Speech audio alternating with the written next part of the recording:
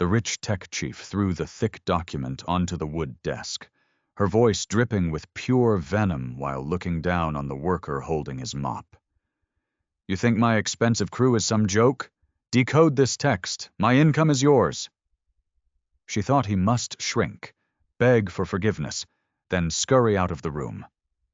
But the loan provider quietly undid his dirty blue shirt, picked up red ink, then voiced the obscure, complex rules with terrifying perfection. The room went completely silent.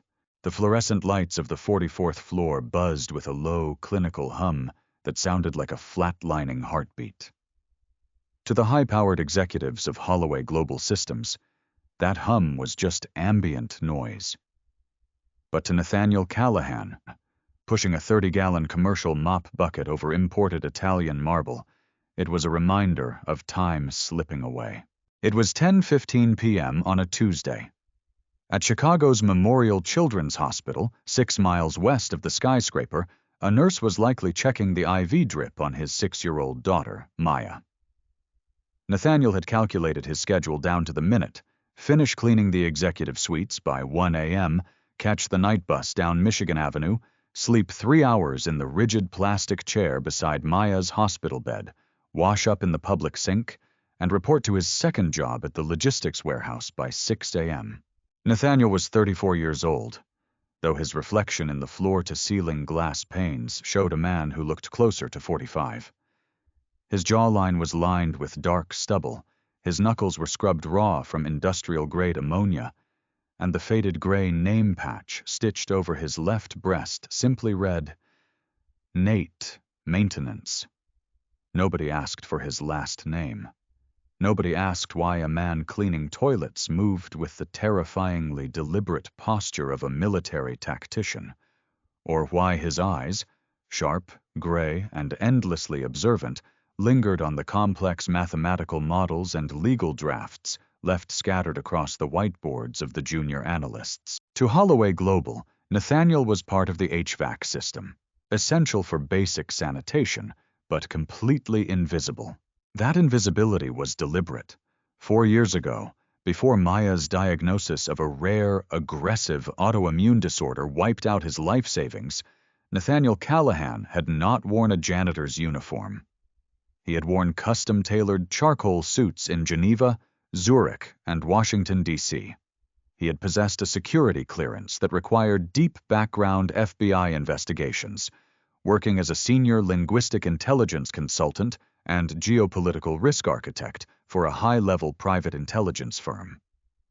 He was one of less than 20 people in North America who could fluently read, speak, and negotiate in archaic high-register regional dialects, specifically complex legal syntax spanning the Caucasus, obscure Central Asian energy arbitration codes, and historic Svan-Georgian treaties. But high-level diplomatic consulting required 70-hour travel weeks, unpredictable months spent in overseas safe houses, and unyielding availability. When Maya's mother walked out, leaving Nathaniel with a sick infant and mountains of mounting medical bills, the intelligence world offered no mercy for a single father who needed to be at a hospital bedside by 4 p.m. every day. So Nathaniel walked away. He traded his 6-figure retainer and corporate prestige for a union janitorial position that offered one non-negotiable miracle: platinum-tier family health insurance that covered experimental immunotherapy treatments without asking questions. He swallowed his pride every single night when he punched his time card. He swallowed it when junior executives barely out of graduate school snapped their fingers to point out a spilled latte on the carpet.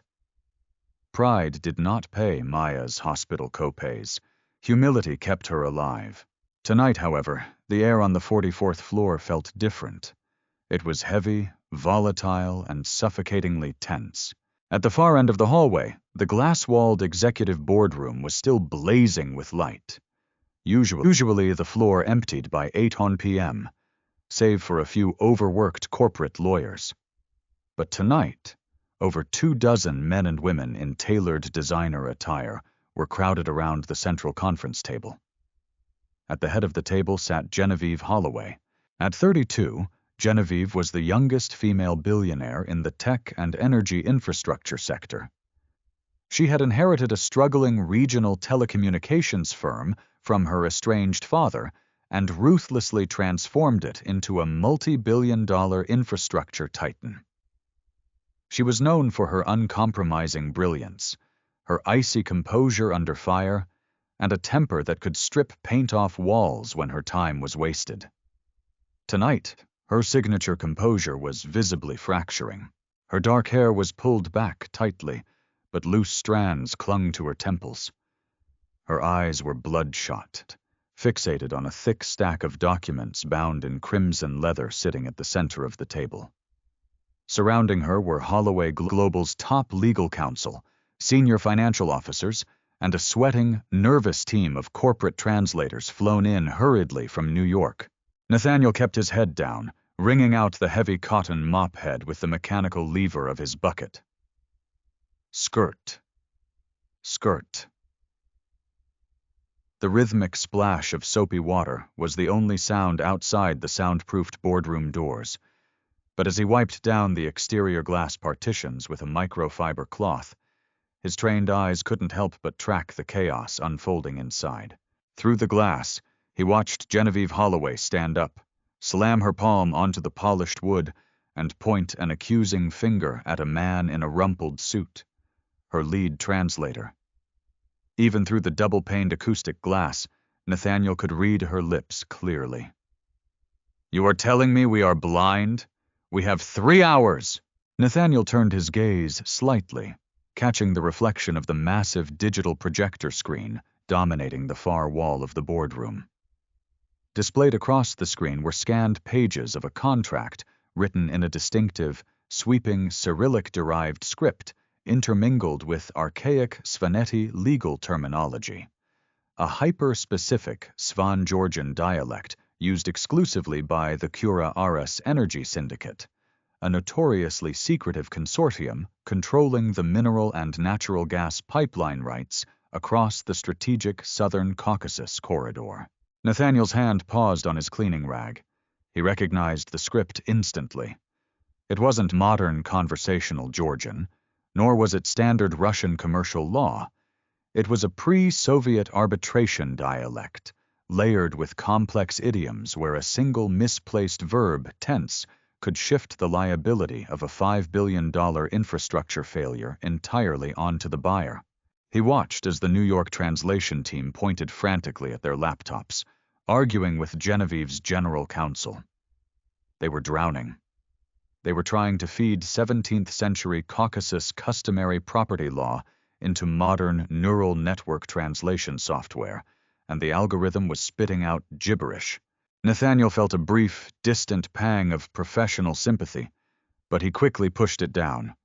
"Not your world anymore, Nate," he reminded himself, dipping his cloth back into the bucket.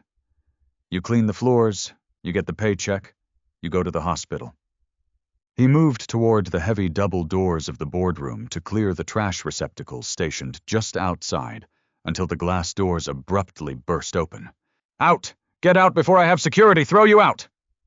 Genevieve Holloway's voice rang through this corridor like a gunshot.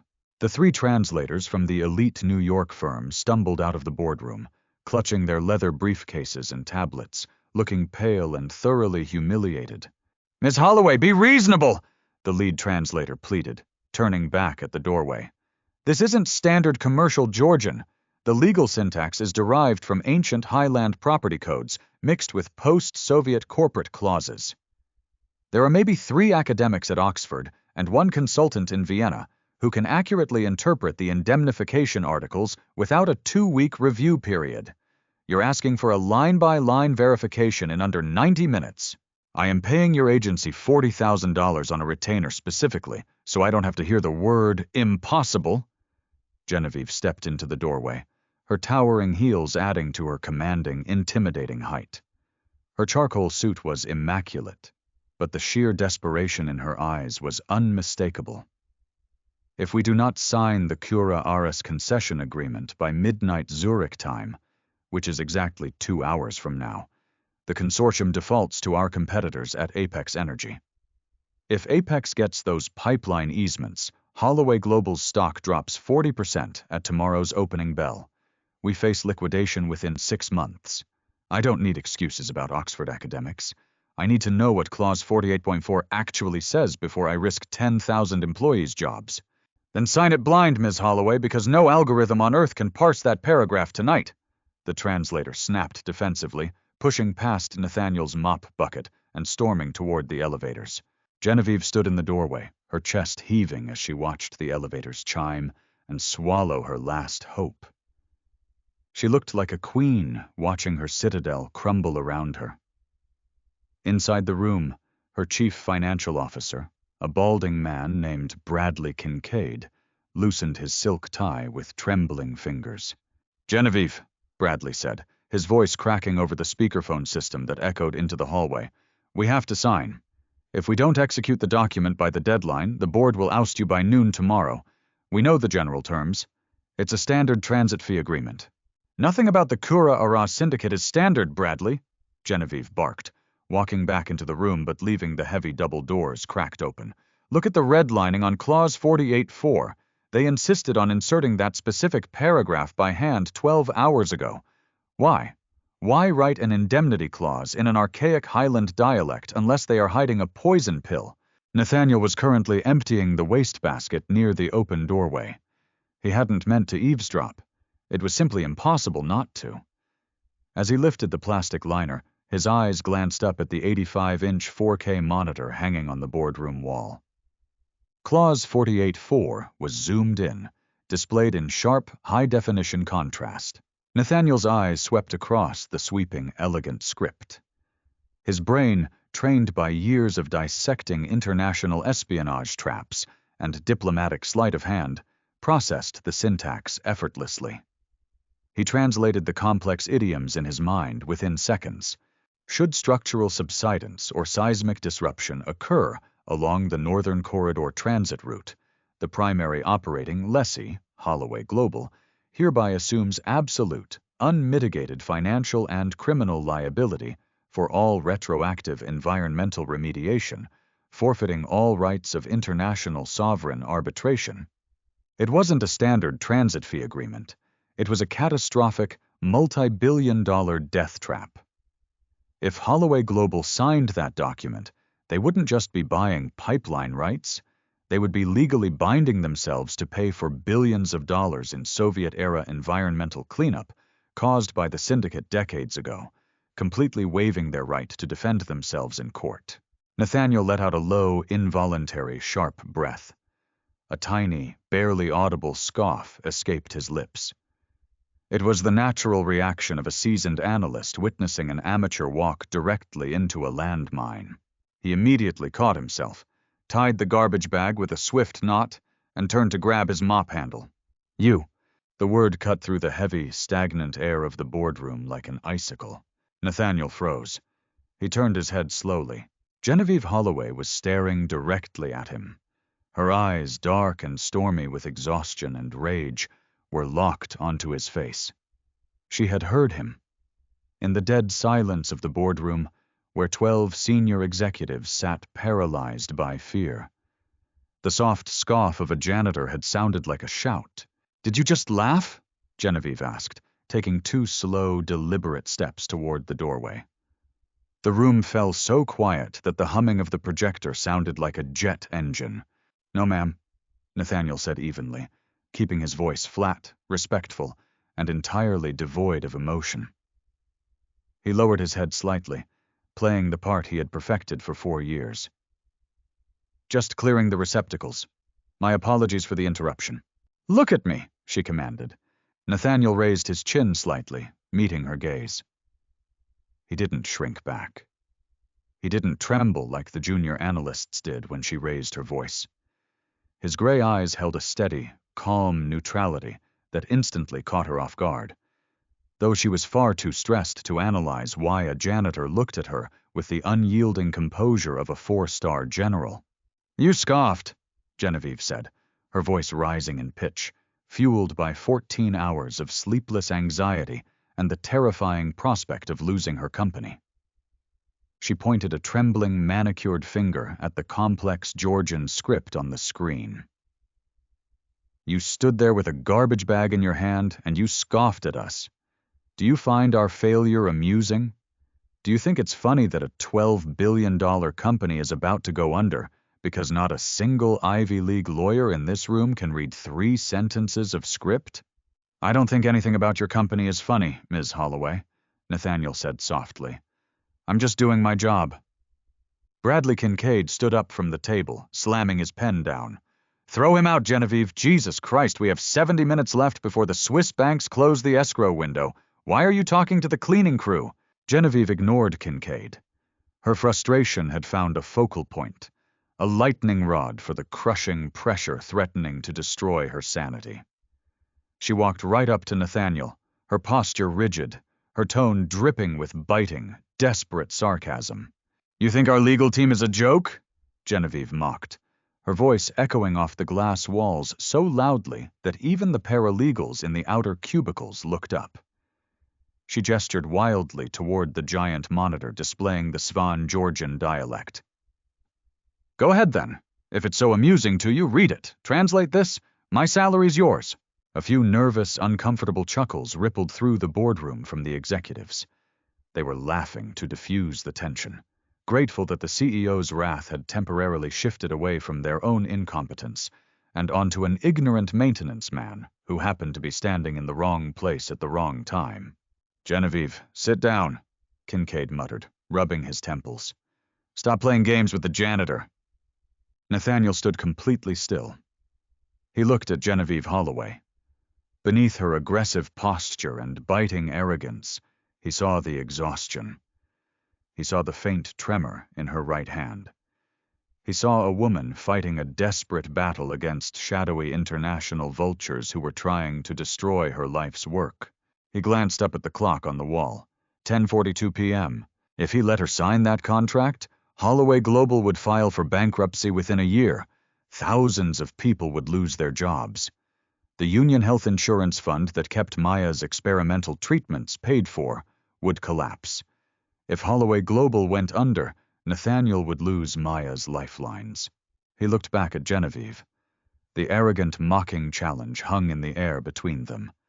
Translate this. My salary's yours.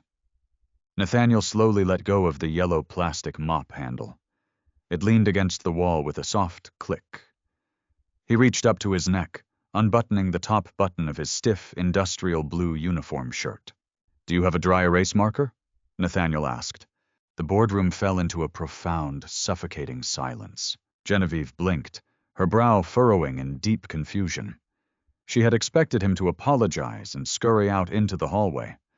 She hadn't expected his voice to suddenly shift, losing the deferential, flattened tone of a night shift cleaner and taking on the resonant, authoritative cadence of a seasoned boardroom commander. What did you say? Genevieve breathed. Nathaniel didn't repeat himself. He walked past her, stepping across the threshold of the boardroom. His heavy work boots made no sound on the thick, plush corporate carpet. He walked directly past Bradley Kincaid, who stared at him with wide, indignant eyes and stopped at the head of the conference table. He picked up a thick red dry erase marker lying next to the legal team's abandoned notes. He popped the cap off with a sharp snap. Hey, what the hell do you think you're doing? Kincaid shouted, half rising from his leather executive chair. Security. Get security up here right now. Sit down, Bradley, Nathaniel said. He didn't yell. He didn't even raise his voice above a conversational pitch. But the absolute command behind those 3 words was so intense, so deeply rooted in authority, that Kincaid's knees buckled slightly, dropping him right back into his chair in stunned silence. Nathaniel turned his back to the room, facing the massive 85-inch screen displaying Clause 48.4. He tapped the red marker against the glass screen, circling 3 specific sweeping words in the middle of the paragraph. Your New York translators failed because they were treating this as standard Cartvillian commercial grammar. Nathaniel spoke clearly, his voice carrying effortlessly across the room. It's not. This is a hybrid formulation. The structure relies on pre-1917 Upper Svaneti customary law, specifically property dispute syntax used by Highland mining guilds, cross-spliced with modern Swiss arbitration statutes. Every jaw in the room dropped. A senior corporate attorney dropped his gold Montblanc pen onto the mahogany table. It rolled off and hit the floor with a loud clatter, but nobody moved to pick it up. Genevieve slowly took 3 steps into the room, her breath caught in her throat. Her heart hammered against her ribs. Nathaniel circled a specific phrase consisting of 4 archaic characters. Gverdit Scala Indemnity, he read aloud, pronouncing the complex, throaty Caucasian consonants with breathtaking, flawless native precision. Your algorithms translated this phrase as Standard Regional Transit Maintenance. That is incorrect. He turned slightly to look over his shoulder directly at Genevieve. In Svan customary law, Gverdit Scala Paupers doesn't mean maintenance.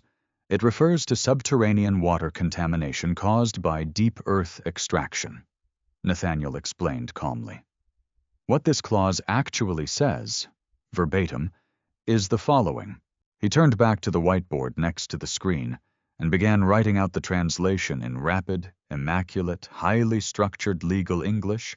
Section 48.4.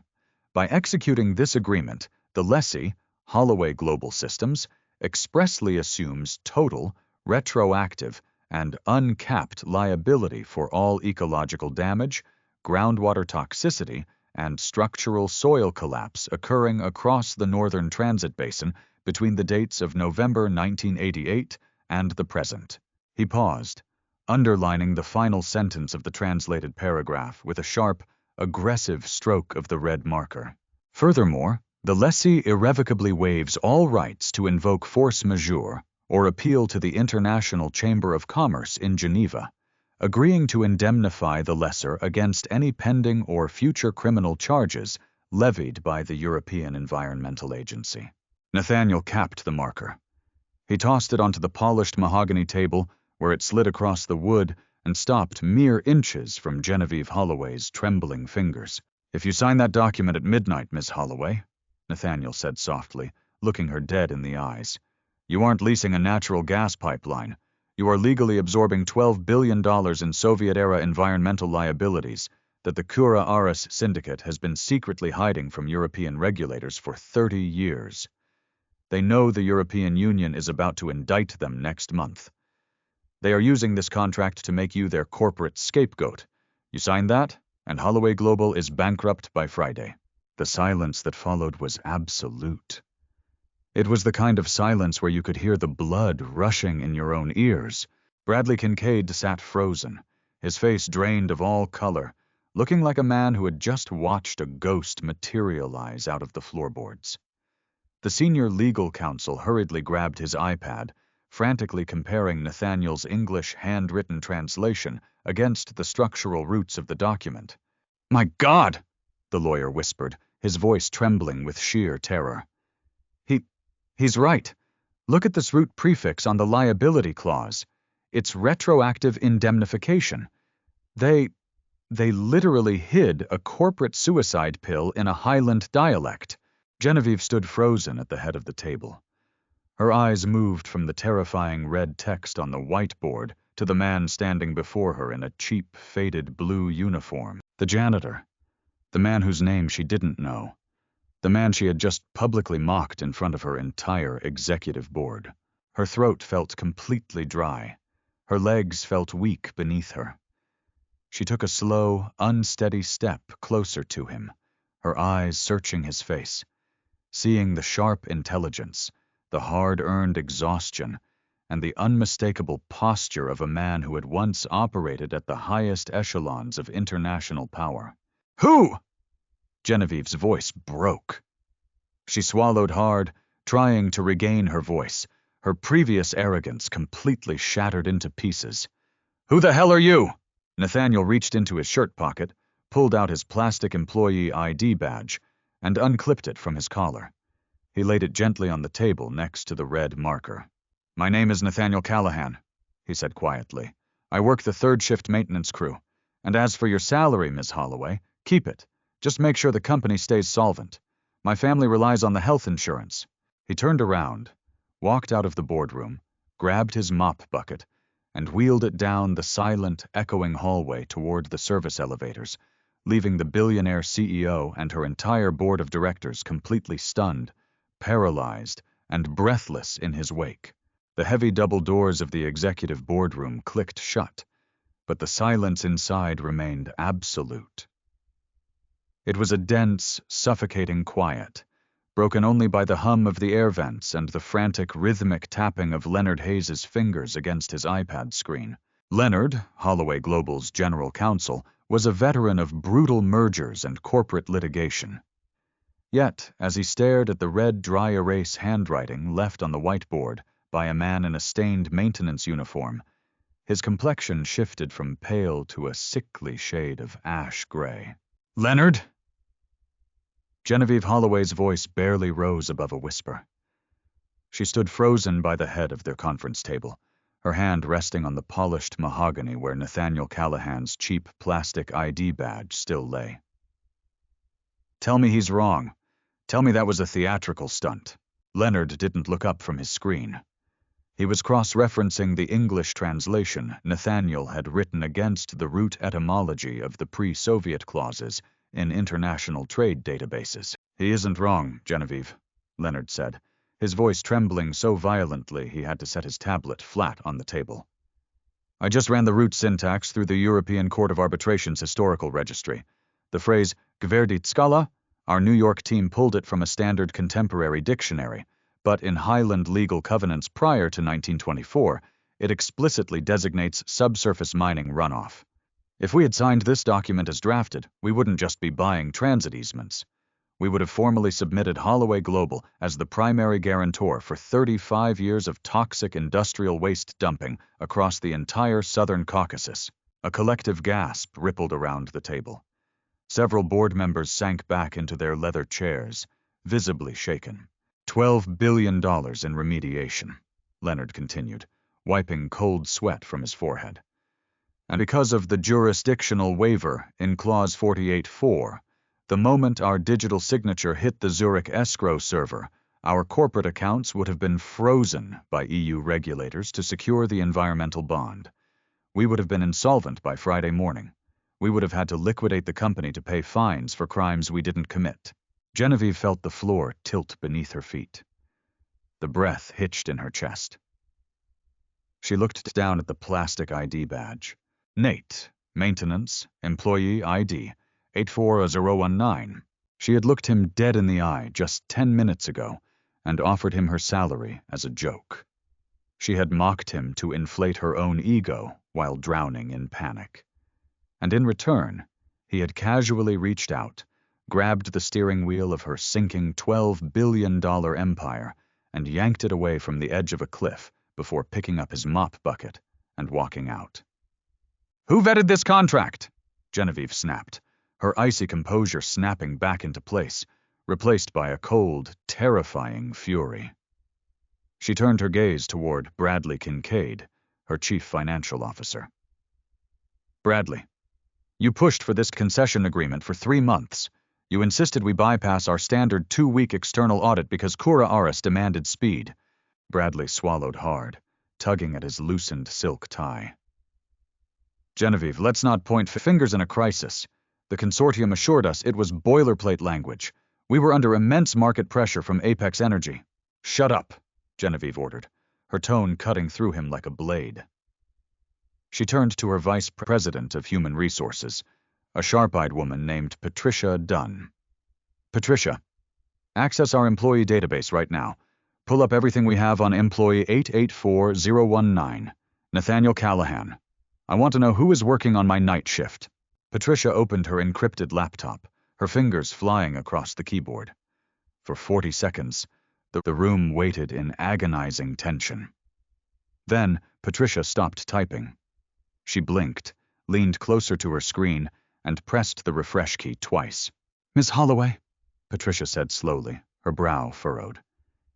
This doesn't make any sense." "Read it," Genevieve demanded, stepping around the table to stand over Patricia's shoulder. According to HR records, Nathaniel Callahan was hired 4 years ago through Local 32, the Serviced Workers Union, Patricia read. Base salary, $22 an hour, assigned to third-shift janitorial and HVAC maintenance. But look at his pre-employment background check. Genevieve leaned down. On the screen, the standard background verification fields: education, previous employment, credit history, criminal record, were not just blank. They were overridden by a series of high-level digital seals. Where his university education should have been listed, a bright red banner read, Restricted, Department of State, Tier 1 Personnel Data Clearance. Where his previous 10 years of employment should have been documented, a single line of uneditable administrative text appeared. Verified employment. Aegis Strategic Initiatives. Global Risk Consulting. Record sealed under Federal Privacy Act, Section 8. Aegis Strategic Initiatives, Leonard breathed, leaning across the table to stare at the screen. Good God. They don't hire normal consultants, Genevieve. Aegis is the private intelligence firms sovereign governments hire when diplomatic backchannels break down. They negotiate hostage releases, structure black budget resource treaties, and handle high-threat sovereign debt redlining. Their senior analysts charge $5,000 an hour just to read a brief. Genevieve looked at the screen, then back at the red dry erase marker lying on the table. A man who used to operate at the highest, most secretive tiers of global diplomatic intelligence was cleaning the toilets on her 44th floor for $22 an hour. She glanced at the digital clock on the wall, 10:54 p.m. We have 66 minutes until the Zurich banking window closes, Genevieve said, her mind racing with calculated precision. If we miss the deadline without a signed agreement or a legally binding counterproposal, our stock plummets at the opening bell, and the board will vote me out by noon. But if we submit a counter-contract, one written in their exact, obscure legal dialect that strips out the poison pill and turns the trap back on Kura Aris, we secure the pipeline easements and save the company. Genevieve, that's impossible, Leonard said helplessly. Even if we knew how to draft a counter-indemnity clause in Highland Svan Georgian syntax, it would take a specialized legal team a week to write it tightly enough to survive Swiss arbitration. We don't have a week, Genevieve said, grabbing Nathaniel's ID badge off the mahogany wood and curling her fingers tightly around it. And we don't need a team. We have him.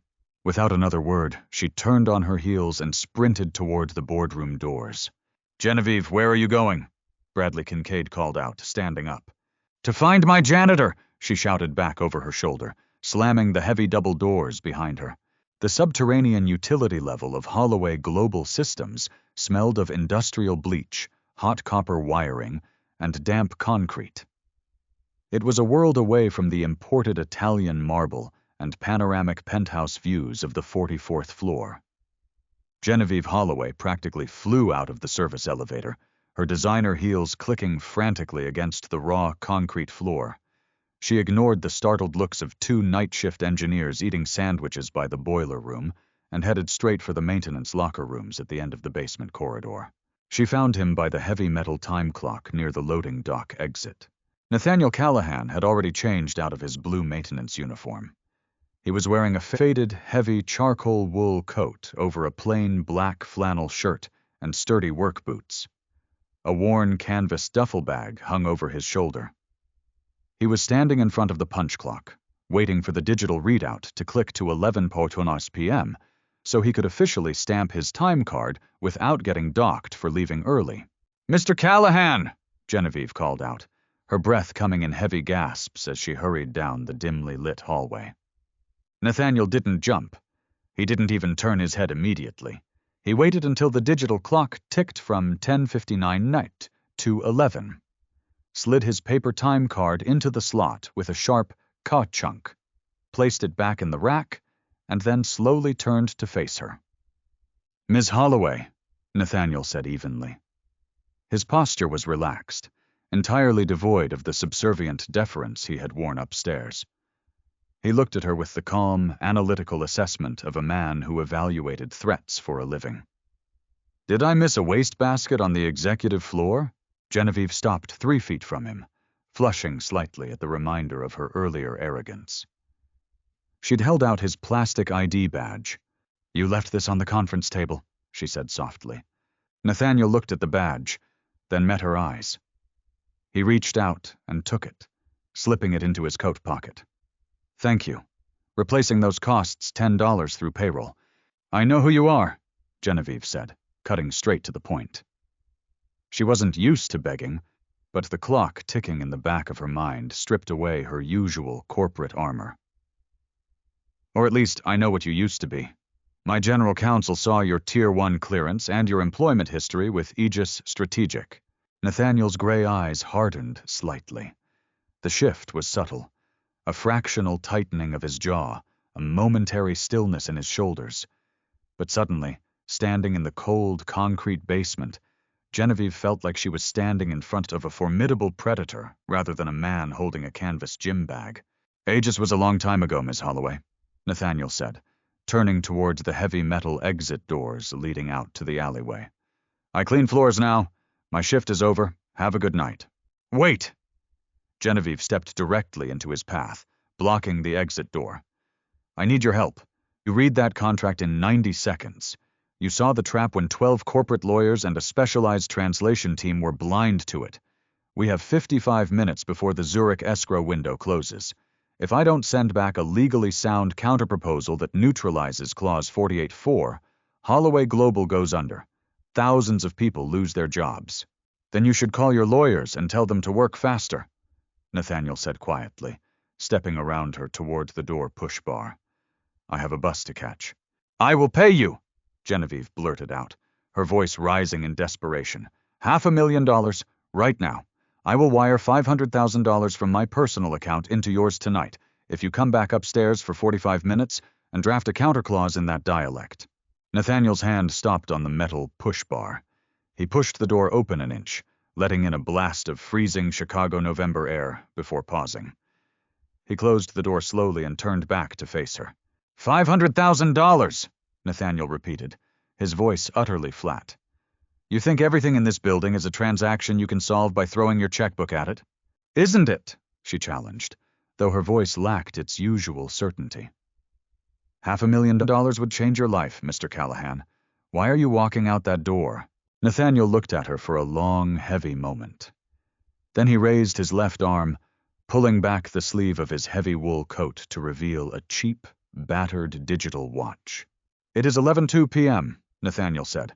"The number 33 night bus passes the corner of Michigan and Adams in 4 minutes. If I catch that bus, I arrive at Memorial Children's Hospital by 11:25.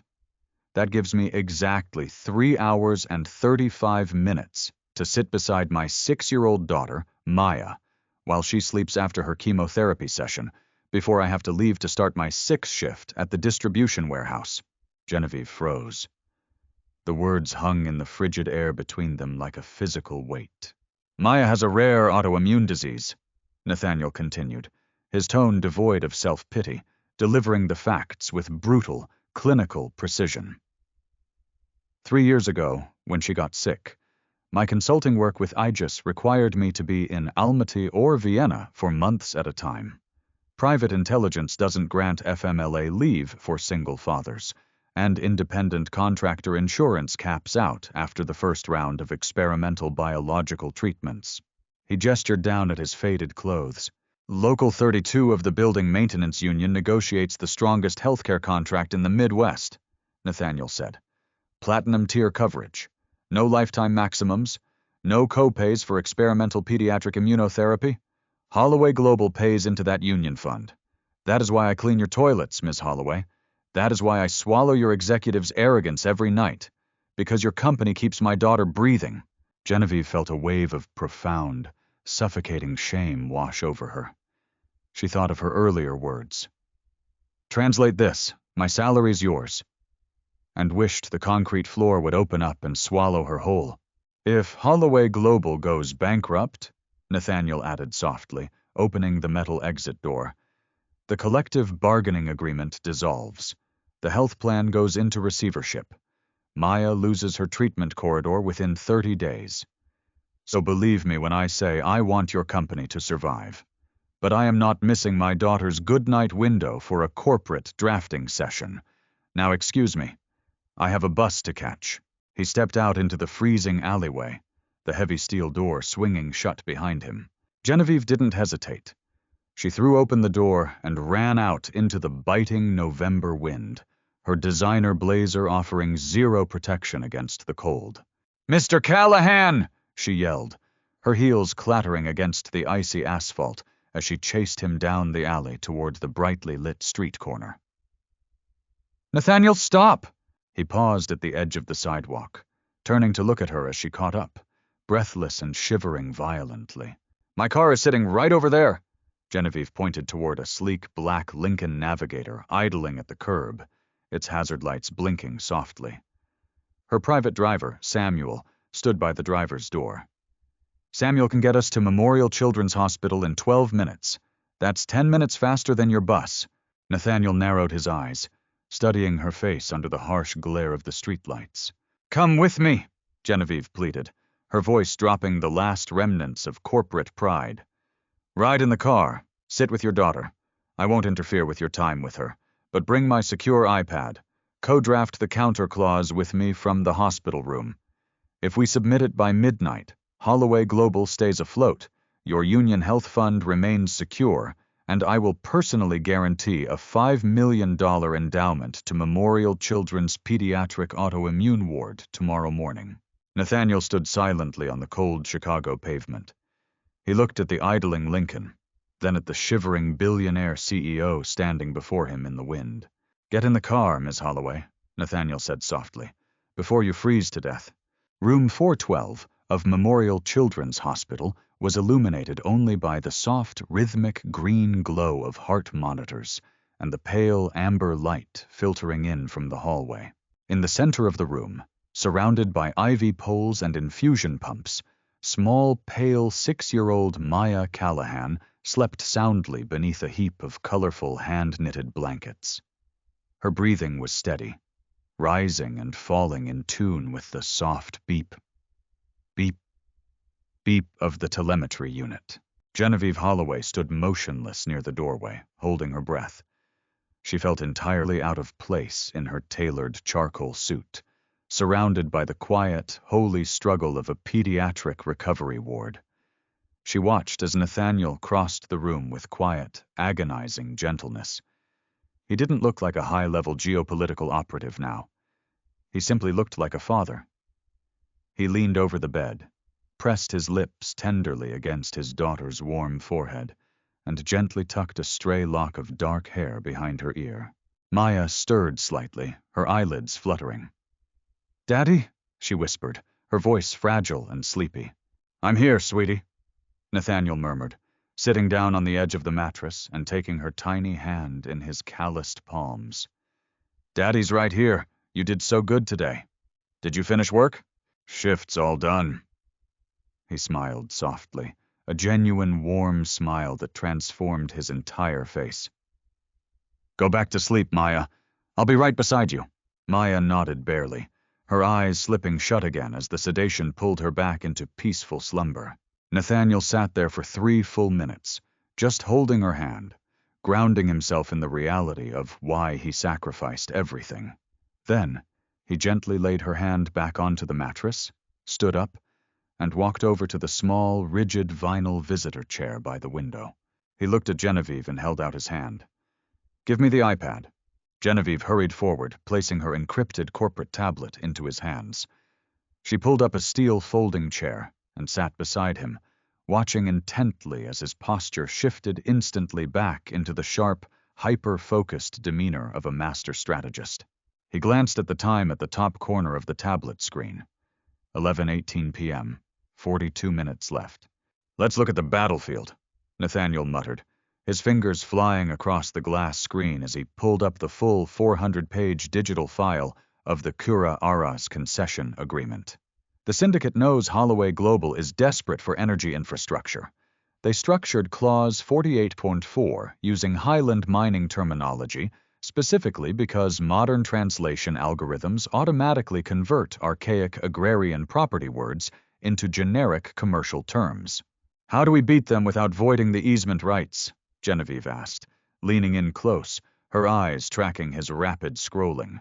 We don't just strike the clause, Nathaniel said, his gray eyes flashing in the dim screen light. If we simply delete the indemnity paragraph, their automated escrow system in Zurich will reject the contract filing on structural mismatch. We have to use their own dialect against them. We execute a linguistic reverse indemnity trap. He opened the drafting document, split-screening the original Georgian script alongside his blank text box. Who is Cura Aris's legal signatory? Nathaniel asked. A holding entity registered in Zug, Switzerland, Genevieve replied immediately. Managed by a senior broker named Viktor Baranov. Baranov, Nathaniel murmured, a dark, knowing smile touching his lips. I dealt with Viktor Baranov in Baku 6 years ago during the Caspian Sea Shelf negotiations. He's an arrogant shark. He relies on sheer volume and obscure local statutes to blind Western corporate lawyers. He won't read our counter-submission line by line tonight because he assumes your legal team is still panicking over standard dictionaries. Nathaniel began typing. His fingers moved across the digital keyboard with breathtaking speed, constructing complex, sweeping Svan-Georgian script directly into the document amendment window. Watch this structural root, Nathaniel whispered, pointing to a cluster of characters he had just generated. In their draft, they used the phrase "tikedidi obligation," which binds the operational lessee, you, to absolute historical liability. I am changing 2 grammatical suffixes here, shifting the tense from active assumption to conditional reversion. What does that do in legal terms? Genevieve asked. It alters the legal definition of the corridor, Nathaniel explained, his eyes locked on the screen. Under Swiss banking compliance laws, specifically Article 102 of the Federal Act on Financial Institutions, any entity attempting to transfer unremediated environmental liabilities through concealed dialectology automatically forfeits their underlying asset security. He highlighted the amended paragraph, inserting it smoothly into Section 48.4.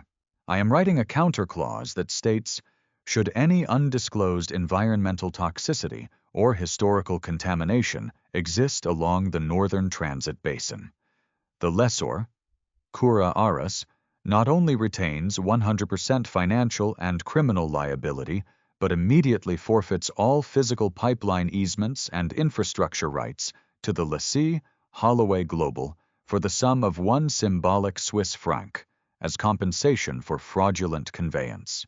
Genevieve stared at him, her eyes wide with awe. If Baranov signs that, or if his automated escrow server accepts the counterfiling before the midnight deadline, Holloway Global gets the entire pipeline network for free, and Cura Aris absorbs $12 billion in European environmental fines. Nathaniel finished quietly. He hit the Save and Encrypt command. Suddenly, Genevieve's cell phone buzzed violently in her jacket pocket. The screen illuminated with an urgent incoming call. Leonard Hayes, General Counsel. She swiped to answer, pressing the phone to her ear while keeping her voice low so as not to wake Maya. Leonard, what's happening upstairs? Genevieve, where the hell are you? Leonard's voice came through the receiver, tight with panic. Bradley Kincaid has called an emergency quorum of the board members who stayed behind in the boardroom. He's panicking. Baranov's representatives in Geneva just sent a formal notice saying that if we don't execute the original contract in the next 10 minutes, they are transferring the pipeline rights to Apex Energy immediately. Tell Bradley to stand down, Genevieve hissed. He won't listen, Leonard urged. Bradley is telling the board that your refusal to sign is a dereliction of fiduciary duty. He's petitioning the board to use their emergency bylaws to override your executive authority and authorize the digital signature on the original poisoned contract right now. Nathaniel stopped typing. His eyes darted to the phone. He leaned in close to Genevieve's receiver. Why is your chief financial officer so desperate to sign a corporate suicide pact? Nathaniel asked aloud, his voice cold and analytical. Genevieve blinked, her mind racing as she processed his words. What do you mean? Baranov doesn't work alone, Nathaniel said, his tone dead serious. An obscure Svanetti dialect trap only works if the target company is pressured into signing blind at the 11th hour. Who created the artificial urgency? Who insisted on bypassing the 2-week external legal audit? Who brought Kura Araz to your table in the first place? The realization hit Genevieve like a physical blow to the chest. Her face hardened into pure marble. Bradley, she whispered. Bradley orchestrated the deal from day one. He's on Baranov's payroll, Nathaniel confirmed, looking at the clock on the tablet. 11:34 p.m. 26 minutes remaining.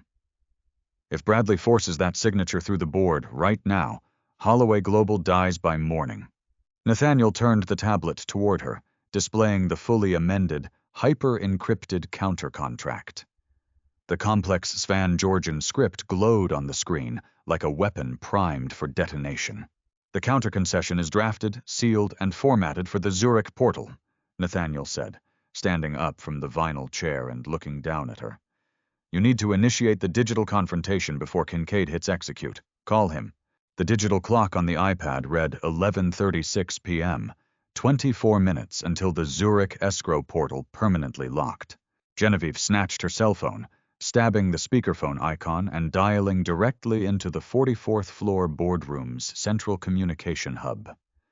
The line connected with a sharp electronic chime, immediately broadcasting the chaos unfolding miles away at Holloway Global headquarters. I am telling you, we are facing total liquidation by tomorrow's opening bell. Bradley Kincaid's voice was hysterical, echoing through the hospital room's tinny phone speaker. Genevieve has suffered a complete psychological breakdown. She ran out of the building with the janitor. Under Article 12 of the corporate charter, the executive quorum has the legal authority to bypass the CEO in the event of incapacitation. I am moving for an immediate vote to digitally execute the Kura Aras contract. Bradley, you cannot invoke Article 12 without a medical proxy, Leonard Hayes shouted back, the general counsel's voice tight with mounting panic. You are attempting a hostile coup with 20 minutes left on the clock. I am attempting to save this company from a woman who is consulting a toilet scrubber for legal advice, Kincaid roared. All in favor of executing the signature, raise your hands. The escrow server is waiting. Genevieve's knuckles turned white as she gripped the phone. She opened her mouth to scream an order. But before she could utter a single syllable, Nathaniel gently took the device from her hands. He didn't shout. He didn't need to. He leaned over the phone, his voice dropping into the terrifying, icy baritone of a man who used to extract confessions from international arms dealers in windowless rooms. Mr. Kincaid, Nathaniel said softly. The sheer, unnatural calm in his voice cut through the boardroom's screaming match like a scalpel. Total silence fell over the speakerphone. Mr. Callahan? Leonard Hayes asked hesitantly. Leonard, do not authorize that vote, Nathaniel commanded, his eyes locked on the iPad screen where the Kura Aras counter-contract was fully compiled. Listen to me very carefully. Bradley is pushing this signature because he knows what the Svanetti dialect trap says. He knows Holloway Global will be rendered insolvent by the European Environmental Agency's fines. And he knows that when your stock craters tomorrow, Apex Energy will initiate a hostile takeover for pennies on the dollar. That is an insane, defamatory lie, Kincaid screamed, his voice pitching up an octave. Disconnect this call. Security, trace this line. Leonard, Nathaniel continued, completely ignoring Kincaid's outburst. Open your laptop. Access the FINRA International Wire Registry. Run a Tier 3 SWIFT audit on Bradley Kincaid's secondary offshore disclosures. You can't do that without a subpoena, Kincaid shouted, the raw terror finally bleeding into his tone. This is internal corporate risk mitigation, Bradley. No subpoena required, Nathaniel said smoothly. Leonard, look for a holding shell company in Nicosia, Cyprus, likely registered under the name Cyprus Zenith, or something similar, routed through a blind trust at Credit Suisse. Through the speaker, the frantic clacking of Leonard's keyboard filled the tense silence. 10 seconds passed. Then 15. My God, Leonard breathed, his voice barely a whisper. There's a blind trust registered in Nicosia. Zenith Fiduciary Holdings. Bradley is listed as the primary beneficiary. And there's a pending escrow deposit of 14 million euros scheduled to clear tomorrow at 9:15 a.m. The originating entity is Apex Global Infrastructure. Genevieve inhaled sharply. Bradley, you sold us out to Apex for 14 million euros. You set us up to swallow Cura Aris's toxic waste liabilities so Apex could buy our shattered assets for nothing. It's a mistake, a banking error, Kincaid stammered, his chair loudly scraping against the floorboards as he backed away from the boardroom table. Leonard, Genevieve said, her voice turning to pure liquid nitrogen. Call building security. Detain Bradley Kincaid in the boardroom. If he tries to leave, remind him that corporate espionage and conspiracy to commit wire fraud carry a mandatory federal sentence of 20 years. Lock the doors. Done, Leonard said, his tone turning vicious. Bradley, sit the hell down! Nathaniel didn't wait for the boardroom drama to conclude. He picked up Genevieve's iPad, his eyes snapping back to the time. 11:42 p.m. The mutiny is crushed, but the clock is still bleeding, Nathaniel said, turning the screen toward Genevieve. Baronoff's escrow server in Zurich requires biometric CEO authorization to accept a counterfiling. You need to log into the portal. Genevieve wiped a cold bead of sweat from her temple. She took the iPad, her thumb pressing firmly against the biometric scanner. The screen flashed green. Identity verified. Genevieve Holloway, CEO. The file is loaded, Nathaniel said, pointing to the encrypted Svan Georgian document resting in the outbox. The trap is set. Viktor Baranov assumes he broke your legal team. He assumes you are submitting the original contract in blind desperation to save your stock price. He will not run a syntax audit on a file he believes he wrote. When you press send, the counter-indemnity clause becomes binding under Swiss arbitration laws the second his server issues a receipt. Genevieve looked at the sleeping form of Maya, then up at Nathaniel. The janitor who had single-handedly dismantled a multi-billion-dollar corporate conspiracy in less than an hour from a rigid vinyl chair in a pediatric ward. She pressed her finger against the screen. Submit. The progress bar on the iPad screen began to fill. Encrypting. Routing to Zurich escrow portal. Authenticating digital signatures. The clock ticked to 11:45 p.m. Now, Nathaniel whispered, leaning back in his chair. We wait for the guillotine to fall. The next 14 minutes were the longest of Genevieve Holloway's life. She sat completely motionless in the dim hospital room, the only sounds being the soft breathing of the little girl in the bed and the distant, muted chime of the pediatric ward's intercom. Nathaniel sat beside her, his posture entirely relaxed, a stark contrast to the absolute warfare he had just unleashed on the global energy market. What happens if Baranov reads it? Genevieve whispered, breaking the heavy silence at 11:52 p.m. What if he has a translator sitting next to him? He doesn't, Nathaniel said with total certainty. Viktor Baranov is a creature of ego. I sat across from him during the Caspian pipeline negotiations. He considers Western executives to be soft, predictable, and heavily reliant on algorithms. His entire strategy hinges on the assumption that you are currently weeping in your boardroom, signing the paper just to survive the night. He is already drinking champagne. 11:56 p.m. Genevieve's phone, still connected to the boardroom, broadcast the absolute dead silence of the 44th floor.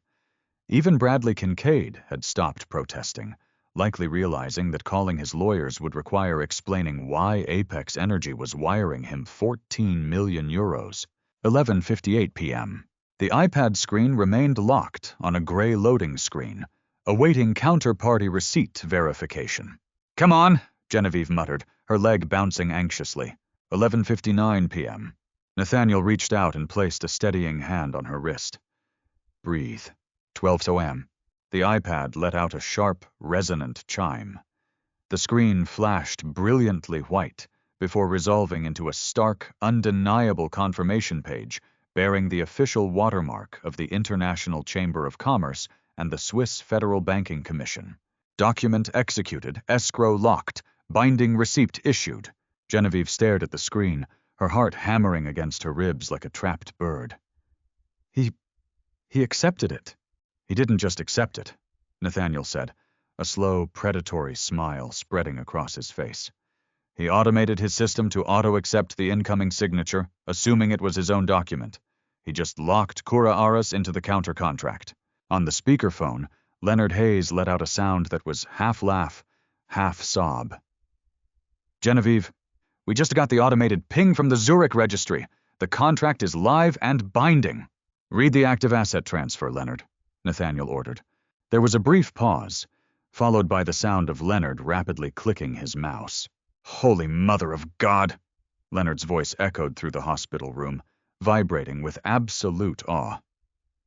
Under the revised Clause 48.4, the Kura Aras Syndicate has officially assumed 100% liability for all retroactive environmental toxicity. Because this liability triggers an immediate default under Swiss banking compliance laws, the entire Northern Transit Basin pipeline infrastructure has just been legally forfeited to Holloway Global Systems. For how much? Genevieve asked, a fierce, triumphant grin finally breaking across her face. 1 Swiss franc! Leonard shouted, the boardroom behind him erupting into a frenzy of cheers, clapping, and the distinct sound of Bradley Kincaid sobbing into his hands. Genevieve, you just acquired a $12 billion energy pipeline network for 89 cents. No, Genevieve corrected softly, looking directly at Nathaniel. I didn't acquire it. Mr. Callahan did. She picked up the phone. Leonard, have corporate security escort Bradley Kincaid down to the lobby and hand him directly over to the Chicago FBI field office. Forward the FINRA Swift audit to the SEC Whistleblower Division immediately. Apex Energy wanted a war? Let them fight the federal government. With pleasure, boss, Leonard replied. Genevieve hung up the phone. The adrenaline that had been keeping her upright for the last 18 hours finally began to crash, leaving her breathless, exhausted, and overwhelmingly victorious. She set the iPad down on the small, rolling hospital table. She looked at Nathaniel. He hadn't cheered. He hadn't celebrated.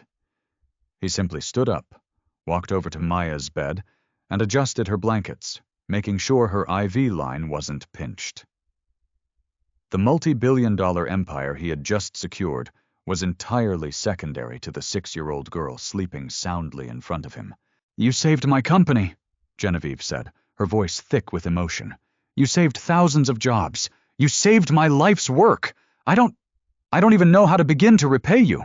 Nathaniel turned around, his hands tucked into his pockets. You already promised how you would repay me, Ms. Holloway. A $5 million endowment to the Memorial Children's Pediatric Autoimmune Ward. That keeps this clinic open. That keeps Maya's treatments funded. We are entirely square. Genevieve stood up, smoothing out the wrinkles in her ruined designer suit. A promise is a promise. The transfer will be authorized by 8 a.m. She hesitated, looking at the faded gray name patch on his uniform coat sitting on the chair. But you can't honestly expect to go back to mopping the 44th floor tomorrow night. I have a union contract, Nathaniel said dryly. It has a great dental plan. Nathaniel? Genevieve stepped closer, her eyes blazing with absolute sincerity. You are one of the most brilliant strategic minds I have ever encountered. You humiliated Viktor Baranov and dismantled a corporate espionage plot in 45 minutes using a dry erase marker and an iPad. I am not letting you anywhere near a mop bucket ever again. I told you, Nathaniel said, his tone hardening slightly. I cannot work 80-hour weeks. I cannot fly to Geneva. I have a daughter who needs me here every single day at 4 p.m. I own the company, Genevieve said firmly. I make the rules. She reached into her briefcase, pulled out a gold Mont Blanc pen, and set it on the table. I am creating a new position tomorrow morning, Genevieve stated. Executive Vice President of Global Geopolitical Risk and Strategic Acquisitions. The starting base salary is $4 million a year, plus equity. You will have full platinum health coverage. But more importantly, your office is wherever you say it is. If you need to work from this rigid vinyl hospital chair for the next 6 months, while Maya recovers, then Holloway Global's intelligence division will be run from room 412 of Memorial Children's Hospital. Nobody will ever question your hours. Nobody will ever ask you to choose between your daughter and your job again." Nathaniel stared at her. For the first time all night, the unflappable former intelligence operative looked genuinely, profoundly stunned. He looked at the sleeping face of his daughter, then back at Genevieve. "Are you serious?" His voice was barely a whisper. "Translate this," Genevieve smiled, her eyes pooling with grateful tears. "My company is yours." The morning sun broke over Lake Michigan, casting a brilliant, warm, golden hue through the window of room 412. Nathaniel awoke in the vinyl chair, his neck stiff, but a profound lightness in his chest that he hadn't felt in 4 agonizing years. The heavy, suffocating dread of medical bills, double shifts, and exhaustion had vanished like mist burning off the water. "Daddy?" Nathaniel sat up instantly.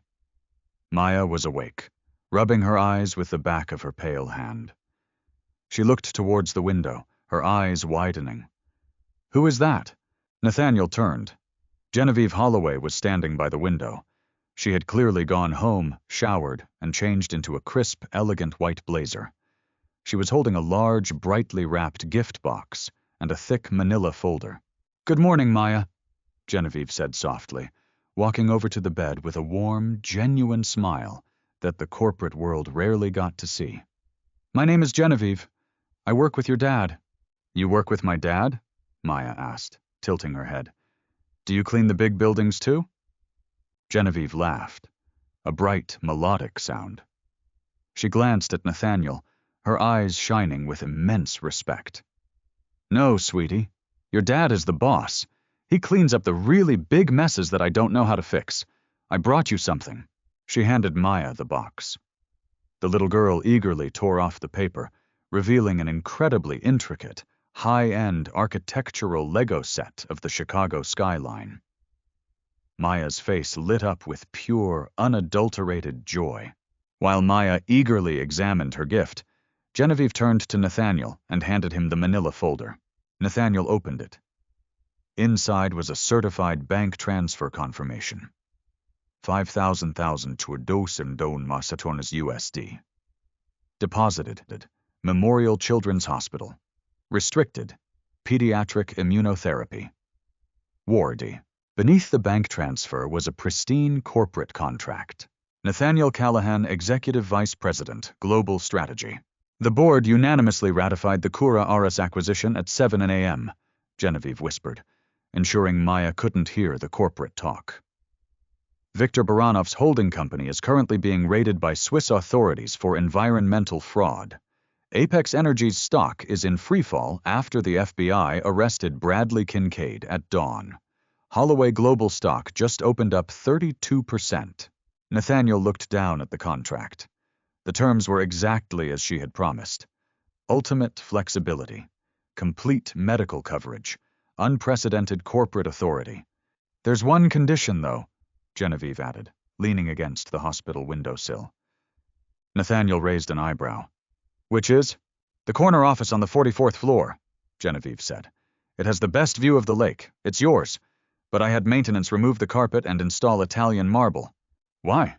"Because," Genevieve smirked, "I figure if you ever get stressed dealing with our legal department, you might want to push a mop bucket around for old time's sake. Keeps you grounded." Nathaniel Callahan, the ghost of Aegis Strategic, the invisible janitor of the night shift, let out a deep, booming laugh that echoed off the hospital walls. He picked up the gold pen Genevieve had clipped to the folder, turned to the signature page, and signed his name with a swift, decisive stroke. "I accept," Nathaniel said, handing the folder back to her. Genevieve took the folder, clutching it tightly to her chest. She looked at the man who had saved her empire, and the little girl whose life had just been fundamentally secured forever. "Welcome to the executive board, Mr. Callahan," Genevieve said warmly. "Thank you, Miss Holloway," Nathaniel replied, sitting on the edge of Maya's bed and helping her open the Lego boxes.